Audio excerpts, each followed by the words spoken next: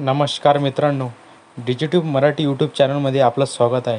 मित्रांनो, राज्यातील कांदा उत्पादक शेतकऱ्यांना दिलासा देण्यासाठी राज्य शासनाच्या माध्यमातून आज 23 एप्रिल 2026 रोजी एक अतिशय महत्त्वाचा असा निर्णय घेण्यात आलेला आहे. मित्रांनो, राज्यातील कांदा उत्पादनाच्या राज्य शासन शेतकऱ्यांना वेळोवेळी नैसर्गिक आपत्तीला समोर जावं लागतं. त्यामुळे कांद्याचा भाव जो गडबडतो आणि परिणाम शेतकऱ्यांचा मोठ्या प्रमाणात नुकसान होतं. 2025मध्ये सुद्धा शेतकऱ्यांच्या या नैसर्गिक आपत्तीमुळे गळलेल्या भावामुळे असलेल्या मोठ्या प्रमाणात नुकसान झालेलं आहे आणि यांचं पार्श्वभूमीत कांदा उत्पादन शेतकऱ्यांच्या माध्यमातून कांद्याला 2150 रुपयाचा हमीभाव द्यावा. याचप्रमाणे यावर्षी झालेल्या कांदा उत्पादन शेतकऱ्याचे हे जे नुकसान आहे, हे नुकसान भरपाई काढण्यासाठी 500 रुपये प्रति क्विंटल एवढा बोनस द्यावा, एवढी हे भावाच्या योजनेच्या अंतर्गत रक्कम द्यावी अशी मागणी करण्यात आलेली आहे. कांद्यांच्या साठवणुकीसाठी विविध उपाययोजनांसाठी करण्यासाठी मागणी करण्यात आलेली होती. त्यासाठी एक मोठं आंदोलन देखील करण्यात आलेलं होतं. यांच्या पार्श्वभूमीतील 25 मार्च 2026 रोजी मुख्यमंत्र्यांच्या अध्यक्षतेखाली एक महत्त्वाची अशी बैठक पार पडली. वरिष्ठ अधिकारी असतील किंवा कांदा उत्पादक शेतकरी संघटनातले असतील किंवा इतर काही महत्त्वाचे नेते असतील, या सर्वांच्या उपस्थितीमध्ये एक महत्त्वाची अशी एक बैठक पार पडली होती. याच बैठकीनंतर साधारणपणे 1 महिना 2 महिन्याच्या कालावधीमध्ये यांच्या संदर्भात एक महत्त्वाचा निर्णय घेतला जाईल अशा प्रकारची ग्वाही मुख्यमंत्र्यांच्या माध्यमातून देण्यात आलेली होती.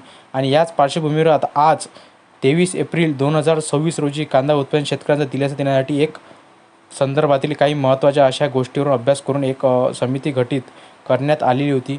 अव्वल मुख्य सचिव वित्त विभाग यांच्या अध्यक्षतेखाली प्रचंड सचिव सहकारी यांच्याप्रमाणे सचिव कृषी आयुक्त कृषी यांचे सदस्य असणार आहेत आणि कार्यकारी संचालक महाराष्ट्र राज्य कृषी पण मंडळ पुणे हे सदस्य सचिव असणार आहेत.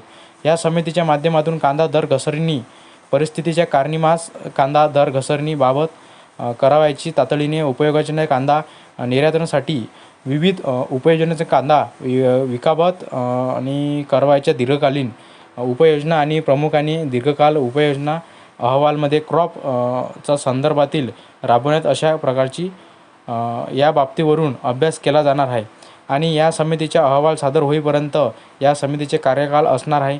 या समितीच्या माध्यमातून विविध बाबींवर अभ्यास करून शासनाला आपला अहवाल सादर केला जाईल आणि यांच्या अनुषंगाने पुढे शेतकऱ्यांचा दिलासा देण्यात शासनाच्या माध्यमातून निर्णय घेतला जाणार आहे.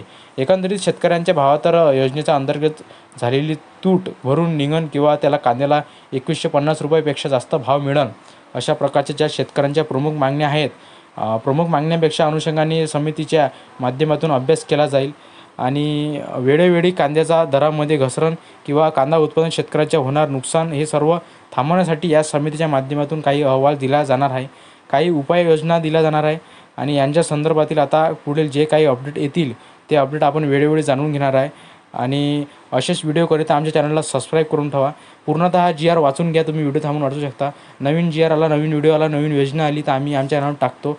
चॅनलला लाईक करा, सबस्क्राईब करा. जय हिंद, जय महाराष्ट्र मित्रांनो.